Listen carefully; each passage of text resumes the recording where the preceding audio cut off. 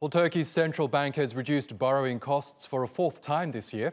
Governor Murat Uysal, who has been in office since July, has rolled back most of the interest rate hikes aimed at fighting last year's currency crisis. He says an improvement in inflation, in particular, has been the main reason for this decision. The bank has slashed its benchmark interest rate from 14 to 12%, exceeding expectations and marking a 12 percentage point drop in less than 6 months. After peaking at more than 25% last year, inflation fell to single digits before picking up to an annual 10.6% in November. And Turkey's economy pulled out of a recession in the third quarter, growing almost 1% year on year, following 3 consecutive quarters of contraction. Well, let's bring in Taha Arvas now, a financial columnist at the Daily Sabah, to help us distill this decision. Always good to have you with us, Taha. Now, tell us more about how the central bank has justified its latest move to cut interest rates. Well, the point of the central bank's move here was to keep inflation and interest rates in line with each other. They said they wanted to set out to deliver a real interest rate return for investors. At the same time, they didn't want to obviously return too much because borrowing costs are a huge part of Turkey's economy. Consumer consumption is 70% of the economy. So if consumers are spending a lot of their pocketbook on interest rates, on financing their spending, that would be a problem. So this is how the central bank moved to decrease interest rates. Now, as we mentioned, this is the fourth interest rate cut that we've had so far. Have we seen any tangible effects from the previous 3? Not so much as that this it's a major cut. I mean, we're talking about 200 basis points from 14 to 12. So that's, it's one of the most significant cuts in that percentage-wise. But nominally, it's not as great as the other cuts, obviously. We had, over 400 basis points in the past. But the key thing to take away from here is interest rates in general, as you mentioned, have come from 25% down to 12%, over 50% in such a short amount of time.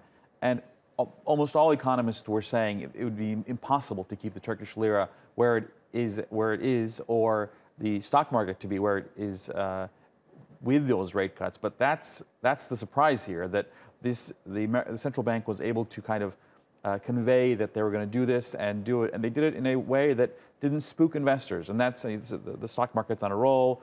The Turkish lira is actually has appreciated against the dollar in the last year. So these are all good things for the greater economy. Yeah, let's talk about the lira briefly, because we have seen the value against the US dollar stabilize for quite some time, in stark contrast to what happened last year. What do you attribute that to? Well, I think we just heard from the ECB today and the Federal Reserve yesterday, and there is a global, kind of a global panic to find inflation. I mean, if you invest 100 euros with the Germans or the French, 10 years from now, you end up with 97 euros or 98 euros. You actually lose money on your investment coming at you over 10 years. So inflation is non-existent in Europe, and the global trend is towards lower interest rates. So this actually helped Turkey out, and the currency crisis happened at a time where it was actually very much aided by this lower inflation environment. And so the central bank was, I guess, lucky in that it was able to take advantage of that, and also lower interest rates. As you touched on earlier, the magnitude of these interest rate cuts has steadily gone down. I guess the question is, how much lower can interest rates go? That's a good question. I mean, inflation ended up at 11% for the year, which no one, if you'd asked me at the beginning of the year, even I was skeptical that that would be able to be done, but it's come through. So the question is, how much more can they cut, as you said? If inflation goes down to single digits next year, as is projected, then maybe we can get another 100 or 200 basis points here, in the next few months. But after that, I think the central bank will have to see where inflation is and act accordingly. They don't want to, outdo inflation, in which case, the reverse will happen. So I think we're coming towards the end here as far as rate cuts go. And as you also mentioned, one of the main aims of the Turkish government is to reduce inflation to single digits in 2020. Right. How realistic is that? I think it's possible because, we were already at 11% here, so there isn't much left to go here. I mean, frankly, if you look at the central banks, the Federal Reserve or the ECB, they always miss their targets as far as inflation go. They're missing the targets by, 50% by saying we want 2% and getting 1%. So central banks aren't always going to get it right. So Turkey, in this case, will also join its ECB and Fed cousins, I guess, in potentially missing those targets. But the question is, how close can they get? I mean, it's better to have inflation, frankly, than deflation. That's, as any Japanese investor can tell you. So will they be able to hit their targets? Potentially. I think it's not too ambitious. So if the global trend continues and short of a global recession, I don't think it should be that difficult to hit those targets. And what about the prospect for overall growth? We know the Turkish economy has one of been the strongest performing in terms of GDP growth. Can you expect that to continue? I think that's the biggest factor here, the most important factor. The mandate for the Federal Reserve isn't just price stability, it's price stability and unemployment.